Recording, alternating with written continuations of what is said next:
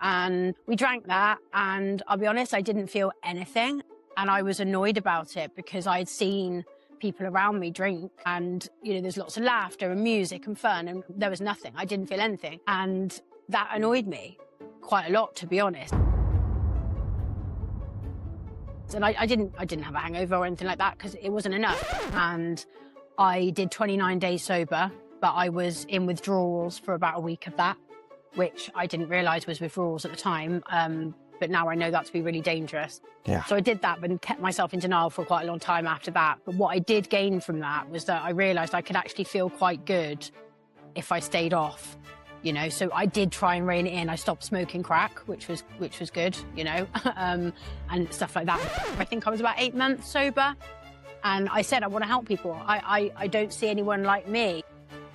You know, I see a lot of these accounts, but I don't relate fully to any of them. And maybe I haven't seen all of them, obviously, but still now, I don't think I relate fully to anyone. So I thought, I know there's other people living the life that I was living. This is Rock Bottom with Ryan. No sugarcoating, no filters. The pain, the chaos, the truth. No bullshit. Just recovery.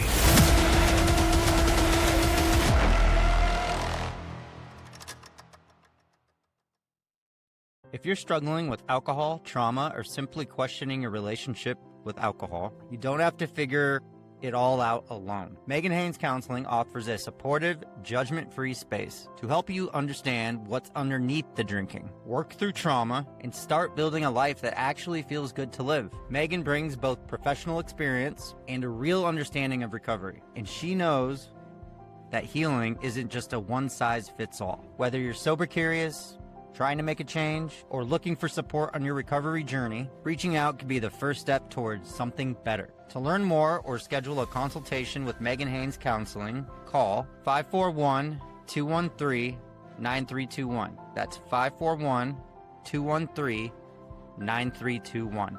Thank you so much for listening. Please give Megan a call. Find her on Instagram at Megan J. Haynes. Enjoy this episode. All right, welcome to another episode of Rock Bottom with Ryan. I'm here with my guest today, Alice. Alice, how you doing? Hi, I'm good, thank you. It's really great to have you on. I've been excited to interview you and hear your story. Being the ex-party girl that I see on your profile on Instagram and stuff, I'm like, I got to hear this story. So I'm glad we got in connection. And so since we talk a lot about recovery on here, I was going to ask you, what is your drink or drug of choice? Do you have a sober date? If so, what is it? And where are you from? Just some of the basic things about yourself. Okay, yeah. So my sobriety date is the 27th of April, 2025. And I'm from Cheltenham in the UK, so not far from Bristol sort of area. And my drug of choice was cocaine. I do class myself as an alcoholic as well because they went hand in hand, but I think coke was what sort of brought me to my knees, really. Yeah. No, I can relate to that. I was a big alcoholic, and every time I was drinking, I had to have that as well. So it was, but alcohol tended to be the one that took me down, apparently. But cocaine just gets so expensive, but I quit that a few years before I quit alcohol. So, but yeah, so I would love to know just a little bit about. I do want to know what's going on, what you're doing today, but let's delve into a little bit about your childhood and how things started before using. Like, what was your childhood like with your family dynamic, and how'd you grow up and all that stuff before you even drank or touched a drug? Sure. So I was born, obviously, here in Cheltenham. My dad wasn't around for whatever reason. So my mum was a single parent. I was an only child. We didn't have a lot when I was younger, There were times where I was very aware of that, but my mum did her absolute best. I always felt very loved. Unfortunately, there was some quite extreme childhood trauma at the hands of another family member. So I became aware of that around the age of 13, which is essentially where I pushed the fuck it button. And yeah, so, growing up, I did always feel a bit strange, but in hindsight, with the stuff that was going on, that I wasn't able to sort of process at that age. I had no idea really what was right and what was wrong on that sort of front. And I don't think that trauma causes my addiction, but it definitely didn't help the situation, if that makes sense. Yeah, definitely did. What were your parents, what was their relationship like together? Like, what did you witness as far as their interacting and everything? So my dad wasn't around, so I don't have any memories of my mum and dad being together. Oh, not at all? Okay. Yeah, he was long gone, sort of thing. Okay. We do have a relationship now. But my mum did have another partner for quite a long period of my childhood. He was sort of what I would say a stepdad. That was sort of turbulent at times. Alcohol was present. I come from a family of drinkers. Alcohol was always around. And there were times that, you know, I witnessed my mum struggling with alcohol. And that's, you know, I grew up around it. I wasn't really aware of the dangers, to be honest. You know, it was kind of just a normal thing that was around me, you know? Yeah, no, I understand. So I know in the UK, I've heard from other people I've interviewed from the UK that drinking's a big part of the culture over there, and it's just everybody kind of does it. Everybody goes to the pub. Everybody kind of. So I don't know if that's absolutely. It's everywhere. It's everywhere. Yeah, that's what I hear.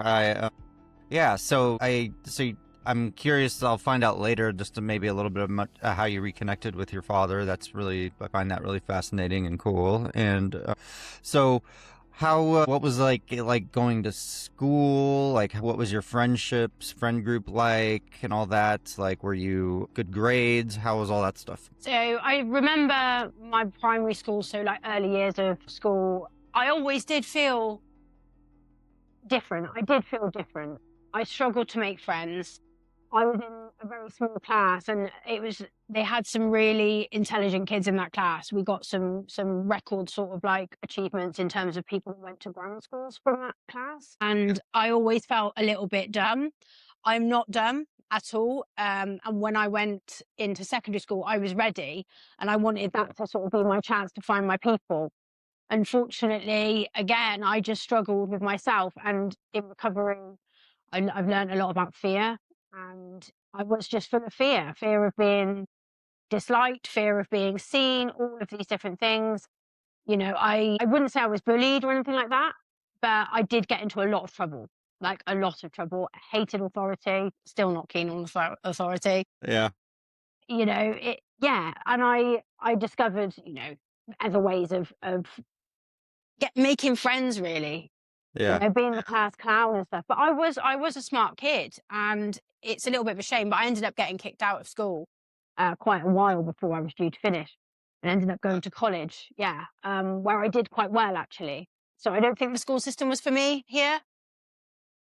It's not the best sometimes. If you're really, really smart, you do well. If you're struggling, you get help. But if you're in that middle period, you just sort of get tossed around like. And it can be challenging, and kids can be cruel. Yeah. I did feel sort of a little bit like the black sheep sometimes. Alienated. But I think that's because, you know, I'm the main character of my own life. So obviously I'm not the only one that feels like that. Yeah. I definitely felt that, you know. Yeah, no, I know that feeling where I think your microphone is just a little muffled. You might have to like kind of pull it out a tiny bit. Yeah. It kind of, every time I think you move it, like starts to lose the sound, and then it comes back. Sorry. No, it's okay. I just figured I would adjust it before, just in case. Is that better? Test it again. Is that better? Yeah, way better, way better. Okay. It just kept, I think you would move a certain way and it would muffle. It's my hair, yeah. I'll delete Tell this me part. if it happens again, yeah. Okay, I will. It sounds really good though, but yeah, so you went off to, like, you said you were kind of rebellious towards authority, which I can completely resonate with that. I was breaking the law quite a bit early on. Like at age 12, I started shoplifting and things like that. Before I'd even touched any drink or drug, I just always thought it was cool to like do things for an adrenaline rush and all that. So that's interesting that you did that. So like, what were your ways of kind of going against authority, would you say? Like, what kind of things were you doing at first prior to using? So, yeah, shoplifting. I almost went to prison for that. I almost went to youth offenders. Yeah, that was a big one. And that actually stemmed from, I realized that I could make money doing that. So I was basically shoplifting to order stupid stuff, you know, but I got really good at it. And I found something that I was good at, you know, and people wanted to speak to me and spend time with me because of it. And yeah, like that was definitely an outlet. Food food's always been a constant, you know, in the sense of like, I will abuse food the way that I did with alcohol and drugs sometimes. And it started with food. As soon as I was able to cook for myself, I would overdo it with lots and lots of different things, you know? And yeah, like I did get into quite a lot of trouble with the police. You know, I've got some very strange things on my record, but, you know, just setting fire to things, you know, just I attacked a security guard that was trying to stop me shoplifting, obviously. Same here. Wow. Yeah. Many different things. And I got, do you know what? I think, you know, coming from being white and sounding quite well spoken, I got away with quite a lot. I'm not going to lie. And I had a really good youth offender worker that really, really helped with that. But yeah, that could have gone the wrong way. Yeah, I was the same. I got into the shoplifting thing and I was going into school. I think it was my 8th grade or freshman year of high school. And I was going into school showing him, it was back when MP3 players came out. And that was a big deal. Like people stopped using CD players and they came out. So I took one and they're like, how'd you get one of those right away? And I was like, oh, I stole it. And they're like, can you steal me one? And gives me a couple $100. And I'm like, okay. So I started turning it into a little business. And then when I get caught, there's this big Samoan guy that tries to tackle me outside of the store. And I tried to fight him, but there's nothing a little skinny kid can do. So So he ended up just picking me up and taking me to the back room and had police come. And I was like, oh, well, that's my criminal record starting. So, so I totally get that. But so take me into, and you said you went to university, right? No, I went to college. So college is one below university here. So I went to college to do my GCSEs, which is like your high school grades. Yeah. I did mine at college when everyone else on that course was resitting theirs. So I was the youngest sort of on the course. And, you know, I did really well, to be honest, because I got on well with the teachers and stuff there. But by that point, I'd already discovered, you know. Okay. So take me into your first use of alcohol. What was that like? Was it like love at first sight, or was it just kind of having some fun? Did you wake up hungover? Like how was your first interaction with it? So the first time that I remember having a drink, and I'm pretty sure this is my first experience with it, I was 13 and I was at a friend's house and her mum was going out and leaving us there for a few hours, and she left us a bottle of Lambrini, which I don't know if you've got it there, but very cheap, very, you know, low percentage fizzy perry wine type thing. And we drank that, and I'll be honest, I didn't feel anything. And I was annoyed about it because I'd seen people around me drink and, you know, there's lots of laughter and music and fun, and there was nothing. I didn't feel anything. And that annoyed me quite a lot, to be honest. And I didn't have a hangover or anything like that because it wasn't enough. And it is low percentage, but that was a little bit of a red flag there that I was already like, wow, that hasn't changed the way I feel. It's not done what I want it to do. Yeah. So did cocaine come into the mix pretty soon after, or was that like kind of waiting until you're a little older when it's more accessible? Yeah, that came on a little bit later. I think I was about 16 when I first tried it, but I had been seeking it out for quite a long time before that. I had been warned about substances. I hadn't been warned about alcohol, but I'd been warned about substances. And once I started drinking more and liked the fact that I could change the way I felt, I knew I wanted to try things. I knew I was going to stay away from certain things until I didn't. But I knew I wanted to try that and ecstasy as well, which obviously we'll probably get to later on. Yeah, I had my phase with MDMA, ecstasy, Molly, all that stuff. It was like a 1-year phase where I did it like every weekend, and then it just kind of started to feel like my recovery from it took longer and longer, so I just kind of stopped doing that. But yeah, went through that phase too. So So when did your friend groups kind of change the more you got into alcohol and drugs and stuff like that? Did like your surroundings and like where your family started, or your mother starting to say anything, or your friend, or was anybody calling you out when it started to becoming a problem? So at the age of 13, 14, I would hang around with anyone really that would spend time with me, if I'm honest. And there was a group of older people, which I now know to be alcoholics, that used to hang around near my house, and they were happy to have me tag along.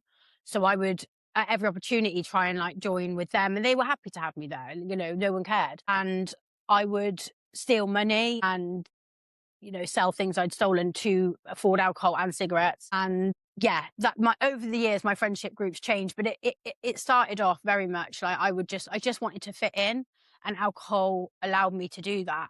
And I started hanging around with people that were older. I was quite uninterested in people that were boring. I wasn't called out by sort of any family members, really. There was one time that I got very, very drunk, and my mum had to come pick me up, and I threw up all over someone's driveway, and that was embarrassing. But that was the only time I can really remember being in that kind of state. And, I was drinking again the next weekend. But it's difficult because my family, my mum and I, we had a really difficult relationship where I was getting into so much trouble. She was, I know she was at the end of her tether with me. Like, I overheard a conversation of her to her friend talking about, I might have to put her in care because I was violent. I was really difficult. I was in a lot of pain, not making excuses, but I couldn't handle life at all. And I was struggling. So yeah, no one really called me out with that. My youth offender worker did explore that with me, but I think it was, at that time, it's quite a while ago now, I'm 34 now, it was kind of just like kids are going to do what they're going to do, as long as they're sort of safe, but I wasn't really. Yeah. Mm. So backtracking just a tiny bit, so just kind of considering that you kind of went through this rebellious phase at first and kind of rebelling against authority, probably against your mother a little bit. Like, do you feel like there was any trauma that made you rebellious, that you resented growing up? Maybe not growing up without your dad, maybe that affected you a little bit? Were there things you can think of now that just maybe made you want to be that way or want to numb yourself with alcohol, want to rebel? Yeah, so I think I mentioned at the start, but I was abused by my grandfather we don't know when that started, but at the age of 13, I sort of came to realize what was going on, and, quite a bit of distance between me and him. And I didn't actually tell anyone about that until I was 21. So between those ages was, quite a lot of chaos. And yeah, I was carrying that around. I didn't realize that I was carrying that around. But in hindsight, of course. Yeah. And and how long did that abuse go on? Like, what age to what age, do you think? I don't know when it started. I did send him to prison. So when we did the interviews and the court stuff, we sort of narrowed it down to about a period of 10 years. It could have been longer, but I've got no memories of some of it. So we did that was quite a grueling process to go through, and they narrowed it down to about 10 years.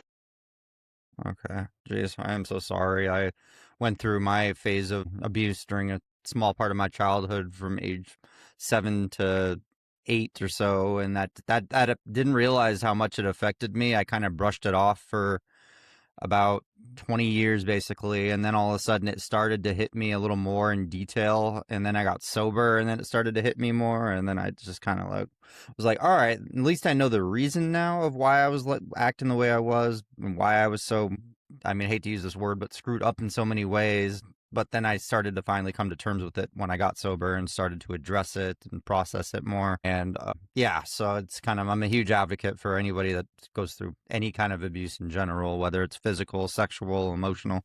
So yeah, so I do understand that. And which we'll learn about later. We'll want to hear about how you've been able to process that stuff too. So take me into the progression of drinking. Like, when did it go from drinking just here and there with whoever you could hang out with to when did it start kind of taking over your life? Like, were you starting to party every single night? Were you waking up with the withdrawal symptoms? Like, when was it starting to be like, this is killing me?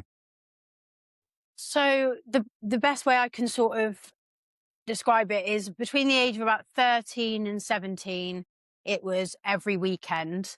So usually Friday, Saturday, sometimes Sunday as well. Started going clubbing at the age of about 15, 16 with fake ID. So again, I would go out as much as I could. It was really cheap to go out then on student nights and stuff as well. So I found people that were old enough to go out, and I would go along with them. It was already a problem from the get-go. I had a retail job, which I had to be let go from because I would either cancel my shifts or come in absolutely stinking of booze, hungover. At that point, it was fun, And then I became a stripper at 18. So straight off the bat, 6 nights a week, drinking and using. It's not the reason that I'm an addict, but it definitely pushed me further into addiction. Yeah. Quicker. I'm actually grateful for that now. But that's sort of when it became a necessity.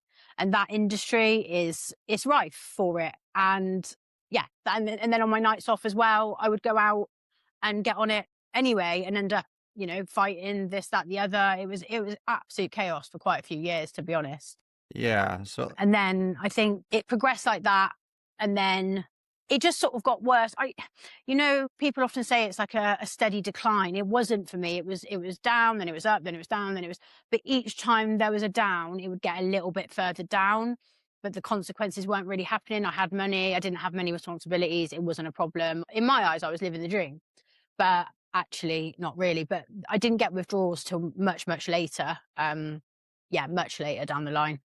wow, yeah, because I've spoken to other people who worked in that industry, and I know that alcohol and drugs are just a big part of like what gives you the wherewithal and the confidence to like get on stage and be in that pitch position. So I know that that can probably just increase your desire to drink, and it's just part of the thing. It's like going up there sober must be really difficult. So I would understand that. So I'm sure that's how it got really bad. And then when did you start kind of? So you were doing that for a few years, or when did you get out of that industry? Yeah, I did that for a very long time. So I started at 18, and I haven't danced in a club for about 3.5 years now. So yeah, yeah. I'm just trying. Sorry, what No, was that's the fine. question again? Sorry, my brain just gone mad. That's Yeah. okay. Just how long did you do that, and how did you get out of the industry? Yes. So I haven't danced in a club in about 3.5 years. I do help run an event that goes on twice a year here, but I'm actually a manager. I don't perform anymore. But this will be my last year doing it. I did quite a lot of online stuff, around, since COVID. Really, COVID really took out all of my forms of income, and yeah, it was sort of a natural progression. I've always had other careers and skills. I'm a photographer. I've worked in hospitality, bar management, kitchen chefing, all of that. So there's always been something else going on. I've always had something to fall back on, but COVID took all of that away. So I was doing the online stuff as well as working hospitality, and that was probably the worst period of my drinking and using. That was, I think, yeah, that was the worst period, to be honest. Hospitality? No, so just before lockdown hit, I had the court case. So I had the court case from the aforementioned trauma. And that was a really, really tough time, especially going through that whilst in addiction. Looking back, like that's, quite wild, really, to think that all of that came to a head while I wasn't even really on this planet. But I then had some compensation come through, and that was excellent because all of my income streams had gone, basically. And that I was like, oh, great, that will see me through lockdown. Didn't realize how long it was going to be. So I just went on one massive bender and spent a lot of money in a very short space of time. And that became morning drinking, morning using, round the clock, 4-day benders, 7-day benders, like insane, kind of using and drinking. And that was the worst period, I think. And I was also working hospitality in between the lockdowns. And then as we came out of the last one, I was working about 70 hours a week. I'd left my partner at the time, put myself in a horrible situation in this tiny bedsit of a flat. And I was literally living to work, drink and sniff. And that was, I knew then I was in trouble, that was horrible.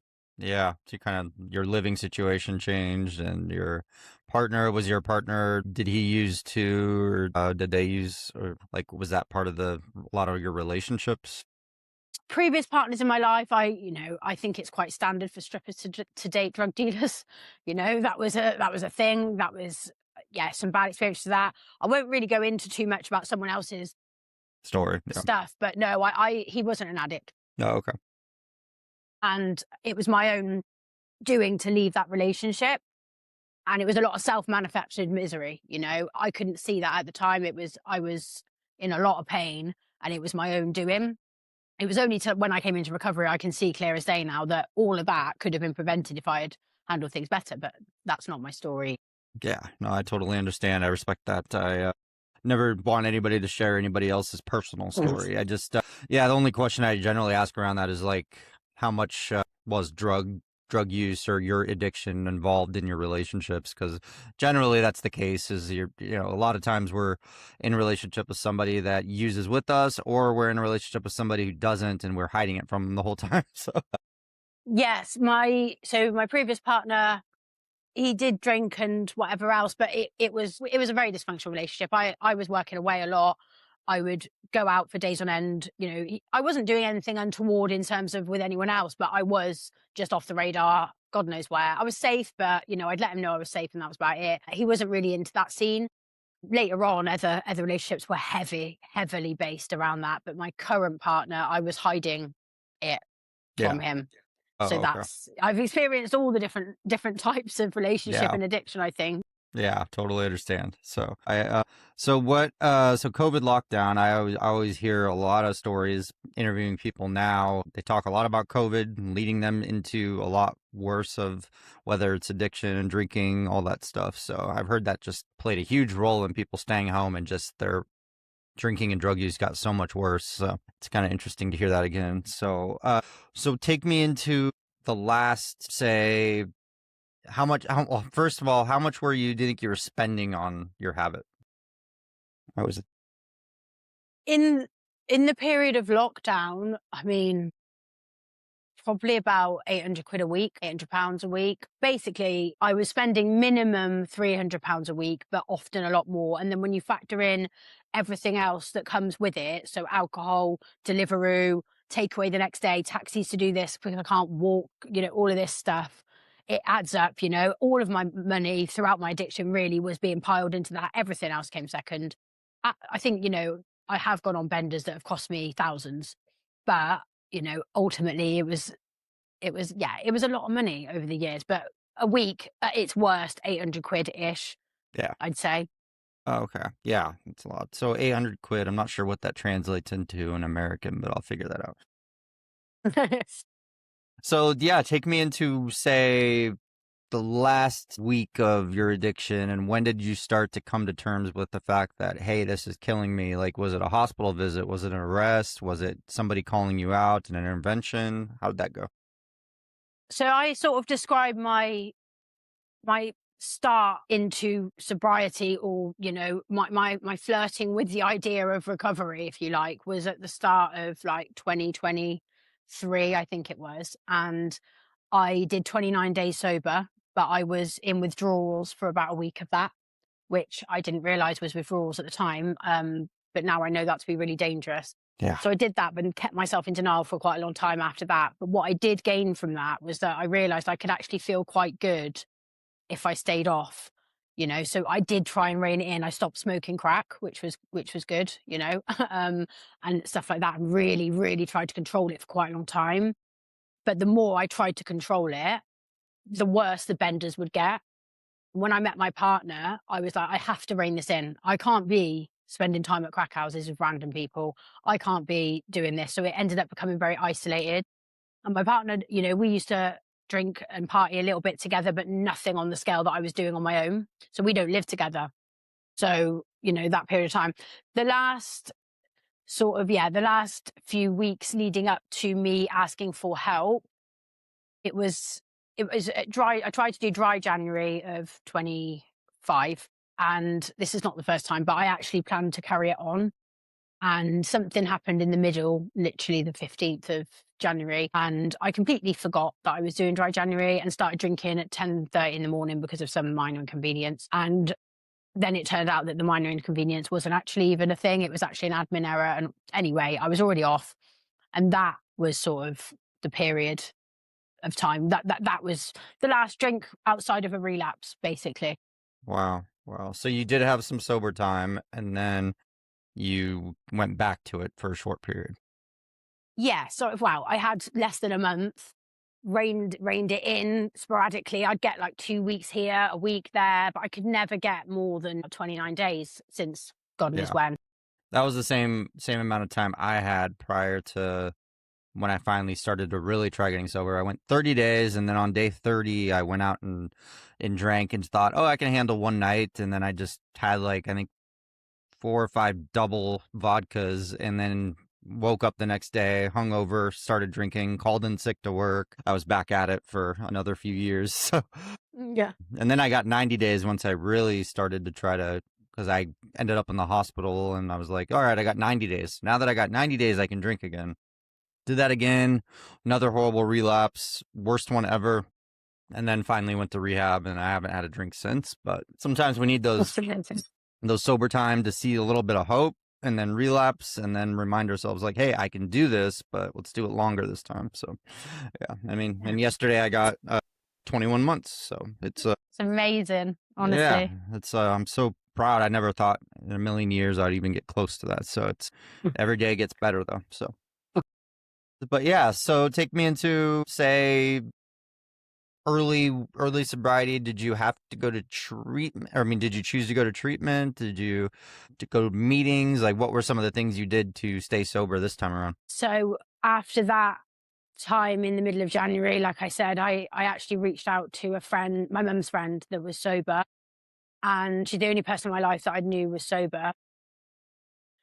I asked her how she's been sober. She's been sober for like 20 odd years, and I met her, and she introduced me to 12-step recovery, and I went to a meeting, and then, you know, I won't go into that too much for the anonymity reasons, but I just generalize it. But essentially, I realized that I'm going to have some help here. I was Googling rehabs a lot, and I was Googling various different things. And I actually had a local alcohol and drug service contact me when I was about 2 months sober, and basically started asking if I needed help. And I was like, how did you get my number? I'm sober now, all of this. And they read out what I'd written on their online form. And I was like, yes, that was me. So I went along and spoke to them as well. But I didn't feel like they could really offer me much at that point, because I wasn't really in need at that time. I was happy doing what I was doing. And I just got really stuck into it. But I will say, I think this is quite common, you know, I still had it in my head that I'd be able to drink and use like a normal person. And I still wasn't ready to make certain changes, and I wasn't ready to let go. And I definitely wasn't ready to change the way I looked at things. I just wanted to be able to do it normally. I didn't actually want it gone. I was worried that my partner was going to leave me. And he said that he wasn't, but I was fed up of ruining our nights. You know, I was absolutely fed up of my own shit. I was fed up of myself, sick of myself. And it wasn't like I was harming loads of people. Like, and I know that sounds a little bit arrogant, but it was a very lonely addiction. Obviously people worried about me, but I wasn't like going around causing chaos. It was just within me that the pain was awful. And I just gave up. You know, I think with when anyone sort of like makes the decision to enter recovery, or at least give sobriety a go, it is quite a harrowing experience, but it's actually a really freeing thing to go, I can't do this on my own. Yeah. So yeah, 12-step recovery for me. If I could have afforded rehab, I probably would have done that. But I now know that a lot of rehabs use 12 steps anyway. So, you know, I didn't need that, but I know people that have, and that's amazing as well. Yeah, it worked for me going into 12-step program, and that's what got me sober 90 days. And then when I relapsed, all I could think about was, you know, I still want to be around those people when I get sober again. So then when I went to treatment, for 45 days, I got out. The first thing I did the day I got back, I went straight back to those meetings, and I've gone almost every day since. So it's life-changing, and great people, and you surround yourselves with more people that are sober as well, as opposed to the people we used to use with. And it's a good feeling. So it's a good feeling. So take me into a little bit further into sobriety. When did you start deciding to talk about it on social media and start being more upfront about it and all that? So I should probably mention as well, I had a relapse at 99 days in. So it was only a one-night relapse, but it was me getting excited about that 100 days. And I think, like you mentioned, I thought, that's it, I'm cured, I'm fine. It happened quite quickly. But after that point is when I really, really threw myself into recovery and was like, this has got to come first. Otherwise, I'm gonna lose everything I've got. I said to my sponsor, I want to start telling my story. And she basically just turned around and said, what are your motives? And at that time, I couldn't really answer it. I don't really know. I'd just seen other people do it. And I thought that I had cracked it, and that I wanted to tell everyone. And there's nothing wrong with people doing that in early days. For me, I was warned that it might be a rough ride and I might not want the world watching, and why make it complicated for myself? And that was great advice for me. So I waited until I'd been in recovery for a year. I think I was about 8 months sober. And I said, I want to help people. I don't see anyone like me. You know, I see a lot of these accounts, but I don't relate fully to any of them. And maybe I haven't seen all of them, obviously, but still now I don't think I relate fully to anyone. So I thought, I know there's other people living the life that I was living. I know there is. And I had no idea that another way was possible. And I definitely didn't think it was possible to be happy and sober. And I thought, that's what I want to show people. I don't want to give out advice. I just want to show people that it's possible. And if I can help people on the way, quite frankly, I feel like I'm doing all right at that. Yeah. I really enjoy it a lot. And I'm sure you're aware, like, as well, it can be quite hard, you know, not being able to answer every message, and sometimes, you know, receiving some difficult messages. But, you know, if it helps one person, it's worth doing. I agree. That's why I do this podcast, because I just think somebody, you know, sometimes I'm wondering, hey, is this helping people? Are people watching? Are they listening? And then all of a sudden I'll get my message out of nowhere that gives me hope. And then they're just like, hey, listen to your podcast. What you're doing is really great. And it helps me. I listen to it on the way to work. And I'm just like, oh, okay. That's all I want to know is helping one person out there. So Exactly. that's good. So a couple examples of like some of your content, like attending weddings sober resonates with a lot of people. And that's a big one for me, because going to a wedding sober during that 90-day period that I had was one of the things that triggered me to relapse, just because I had bought alcohol to have nearby. I didn't drink it at the wedding, but I bought it just to know I had it, which is a really weird psychological thing that gave me some comfort. And I kept that alcohol around after the wedding, because the wedding, I wasn't very social. I didn't want to dance. I didn't want to do anything I'd usually would if I were drinking. So I kind of just, it started to wear on me for a couple of weeks after the wedding, and I ended up picking up the drink again. So when you mentioned weddings, like, what was that experience like, and what happened there?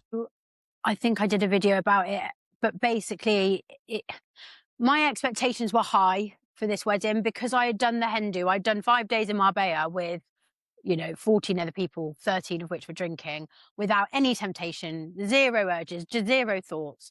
I kind of expected this to be the same, and that's where I went wrong. I think I got a bit overconfident, and you know what? It was a beautiful day. I am so grateful to have been able to go. I enjoyed getting dressed up with my partner. That's our first time attending a wedding together, so that was lovely. Really loved all of that. I was so conscious at every step of like what this would have been like before, because I was someone that I'd buy cocaine in bulk the night before and just try a little bit, you know, just to check. But obviously what would happen is I would do the majority of it, but not all of it. So there wouldn't be enough to actually take. But it would mean I'd have to source more on the morning of the wedding. This happened at every single time I've done anything, you know, up until I came into recovery. So I was really aware of that. And I was really grateful that I wasn't doing that. But then it got to a point, you know, like, I don't know if you've had it, there's like an awkward period sometimes between the food and the evening guests arriving. And during that period, me and my partner were sat on our own. It was very, very hot. We're in a heat wave at the moment. And we found some deck chairs and we pulled them under a tree, and we were just sat there. He was like rubbing my feet and everything. It was lovely. But me being me, I am someone that often just wants more and more and more from an occasion. I want it to be perfect and this and that. And then I got in my own head and I started worrying that maybe we looked rude, that we weren't socializing with other people. I felt like, you know, I felt really, really uncomfortable and really aware of myself. And then I just got in my own head, and I went and took 5 minutes and did some little prayers and manifestations and stuff in the toilet. And then I called the person that I go to for my guidance in recovery, and she gave me some solid advice. She just said, pick someone that's maybe on the outskirts of a group, and go and speak to them and ask them about themselves. Don't worry about telling them how you feel. You ask them how they're enjoying their day. Ask them anything you like. Just shut up and listen to what they've got to say. And I was like, I can do that. And my partner gone off to the bar to speak to some people that he had met earlier on. And I was thinking that everything would be fine and we just join back up and whatever. But during that time, he had got frustrated with me because he really wants to support me. He really, really does. And he wants to fix things for me when they're not right. And we need to talk more about my expectations, his expectations, doing stuff like this together, because essentially I don't know how I'm going to feel. And he immediately wants to make things all right for me. And sometimes that it leads to him feeling like he's failing, and he's not, you know. Anyway, so we made the decision to leave. which I'm gutted about because I really did want to see the speeches and I wanted to have a little dance because I haven't done that yet sober. But that wasn't meant to be. And we went home and I was upset and I just felt like, why do I have to be an alcoholic? And why, why can't I drink normally? And it wasn't that I had an urge to pick up and I didn't feel like I was at risk of doing that. But I miss the relief and that false confidence and just taking the edge off because I know that past a certain point, I'm a bullshit idiot and I'm just loud and aggressive and offensive. I don't want to be that person anymore, but I do miss the relief, just taking the edge off that little bit of, rawness of, doing it. But it's fine, that's normal. And that's the first time I felt that. So in answer to your question, I'm so grateful to have gone. I had a lovely time and you can't have it all the time. And going home was the right thing to do. I could have stayed on my own. He said that was fine, but it wasn't right. And I spoken to the bride, and she said to me before I went, "Do an Irish exit. Honestly, do an Irish exit. Just get out there. It doesn't matter." She sent me the speeches on video, which I'm going to watch tonight after this. Cool. So yeah, all is well. I've got another one coming up this year. It's a learning curve. Yeah, it Everything's a learning curve. totally is a learning curve. And what other things have like changed? I love the fact that you're doing content about it and it's resonating with people and it's helping people, and that's amazing. And like you said, people that are in need of a voice or they want a little help, they can reach out to you and stuff. So that's great. And tell me about, go into just backtracking a little bit. When did you start dealing with some of the trauma from the younger age? Did you start dealing with that right off the bat, or did you start kind of working on that recently? So I had a bit of therapy off the back of the court case. I had quite a lot of therapy actually, but I'll be honest, I think that was quite surface level stuff. And also I wasn't being fully honest because I was drinking and using. I have got various different diagnoses, disorders, this, that, the other. All of them have calmed down since being sober to the point I'm unmedicated. I definitely still have I don't go on about them because I don't think it's helpful, but it's a bit of an explanation, but it's not an excuse anymore. But I'm now about to go back into some psychotherapy because I have been finding that a lot of stuff is coming up, and I've been told it 100 times in recovery that more will be revealed, and it does. Sometimes I'm just sat there and I'm like, oh God, am I ready to explore that? And there's, I've got amazing support system, but I think sometimes professional help is really important. So I'm about to get some more therapy. I did have a little bit in early recovery, but I wanted to focus on doing the steps like straight off the bat. And now it's time for some more, I think. Yeah, no, I love that. How did your career change? Because I know that it was a big part of your career. When did you just stop doing what you were doing and then go evolve into other things, like you said, management or something? And what else? So hospitality management. Me and my friend opened a bar at one point. Bar management, chefing, all of that sort of stuff. Hospitality. That's always been a constant in my life. To be honest, at the moment, I'm about to launch doing some food content because I'm very passionate about food and I've been threatening to do it for a long time. So my partner's helping me out massively. I do have some sort of income streams that are just like, ticking over in the background. But essentially the sex work stuff has come to an end. But it's that grey area at the moment of like, what am I going to do? But I don't chase money anymore. But, the hospitality environment is too risky for me. I still manage, there's a strip club, pop-up strip club event that pops up in Cheltenham for the Cheltenham Race Festival, horse racing, twice a year. And I'm basically house mother of that event. So I manage that essentially. But I am finding now that just doesn't align with me. It's the late nights, I start at like 5, 6 p.m. and I don't get home till 7 a.m. Yeah. It's a lot. There's a lot of drinking. There's a lot of using going on around me. And it brings out the worst side of me because you have to be quite assertive sometimes. And I don't like feeling angry anymore. Yeah. So it's really hard, isn't it? I think it's a little triggering to find what works now. Yeah. Because my addiction chose a lot of my careers, let's be honest. Yeah, no, I understand. It also makes it easier to be direct and ultra assertive and direct people and yell and, express anger and stuff. And now that you're just a little bit more like, when we get sober, we just get so much more stable with her. She's like, I've been diagnosed with so many things, but like once I stop drinking, it's like, none of those things come out anymore for some reason. So, and you don't want to bring them out or force them. So I totally get that. So, how do you deal with like anxiety today without reaching for alcohol? Like what are things you do to like process? Do you exercise? Do you call people? What do you do to avoid that? So I think I try and sit with it more these days instead of reaching for something. However, yes, exercise, massive part of my recovery. I don't think it could keep me sober alone, but it bloody well helps. I've just taken up running. I've been consistent with that for a month and a bit now. So I've got some new trainers, so I'm out running. I'm enjoying that a lot. Yoga, lifting weights. I walk everywhere because I don't drive at the moment. So that kind of thing, that really helps. Even when I don't want to do it, I know that once I do it, I'll feel better. If I feel anxious, like for instance, today I felt a bit anxious for various different reasons, that's fine. I have not put pressure on myself. And tomorrow I had something on that was causing me quite a lot of anxiety that I was able to move. So I moved that because the last thing I want to do is be worrying about that. And I don't like cancelling things, but sometimes it's okay to do that, because I can be honest about my capacity now. Whereas before I couldn't do that. Meditation, not something that comes easy to me. I'm very chaotic, but it does help, and prayer for sure. Like, it's not for everyone. For me, there's something in it. I'm going to keep doing it. Yeah, I mean, prayer, meditation, yoga, all those things are probably things you never even considered back when you were using, I assume. So exactly. Yeah, I know. There's so many things I practice today that I'm just like, wow, and this is like, we're like a whole new person now.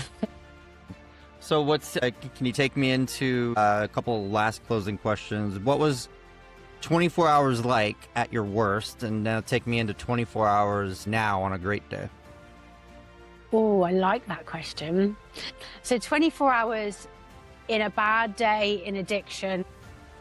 I mean, where to start? I mean, it depends which day of the bender we're on, but let's just say the last day of a bender. I've been on a 5-day bender. I'm crashing, but I know I'm not going to be able to sleep. And if I do try and sleep, I'm going to get sleep paralysis. I'm already in psychosis. So it's like that sort of toss up between, do you just carry on? Also, I was always fearful that something was going to happen. The rate my heart would be at, the sweating, the random shooting pains all over, like numbness, all of this. I'd called ambulances for myself many times, thinking that I was going to die. So that sort of thing. But yeah, so a 24-hour period would be like starting in the morning, carrying on throughout the day, just getting paranoid and weird, being sat there doing nothing that I was supposed to be doing, being too scared to go out of the house, too scared to be in the house, convinced there's someone in the house, starting random arguments with people in my phone, delivering alcohol, probably like inviting a friend over and then refusing to let them leave, carrying on. And then carrying on for days on end. And at the end of that, what would usually happen was I'd knock myself out with sleeping tablets. And then when I come round, just the dread of being alive. It was like, I didn't want to die, but I didn't want to live. That was it, and then just binge eating and then maybe feel all right for a day and then do it all over again. That was essentially the cycle for me. Wow. That's good. But how about now? Do you wake up, do yoga, meditate? So now, 24 hours now, I mean, yeah, most days I like to wake up early. I really do. I feel like I've wasted a lot of my life. I like to wake up and make the most of the day. I also like being awake before anyone else is awake to bother me. So, that sort of 5 a.m., the sun coming up, especially in the summer. I try and get daylight within the first hour. I don't always succeed because I love my bed, but try and get some daylight, hydration, a lot of coffee. Ideally a bit of exercise, but definitely some reading. I don't own a TV. I'm not one of those people that's like, oh, I don't own a TV, but I don't own a TV. I didn't have one when I grew up. So I do quite a lot of reading, various different things, cook myself some nice wholesome food. I'm doing a nutrition course at the moment. So I'm really, really into that. I've always been into food, but I really want to learn more and more about it. So, do a bit of that, chat to some people on my platform online, to connect with people on there, which I love. Probably, speak to some people in recovery on the phone, check in with a few people, answer any messages. You know, I like to romanticize my life these days. So I genuinely am just so grateful to just be able to clean my kitchen, because I just didn't do that before. You know, there's broken glass everywhere, bottles, ashtrays, whatever. Now it's like, I love doing the washing up. I do. You know, and yeah, meetings, or at least checking in or doing something in the way of connecting to that side of my life. Well, it is my life, really. I live and breathe it. Uh, You know, and ideally spending some time with my partner, people that I love. I like spending time one on one with people. Today, I spent time with one of my best friends. One on one situations are much better for me with people that I feel like I can be myself with. I haven't got the energy to mask anymore. You know, I am who I am. And if I can be helpful to someone on the way, that's a good day, I think.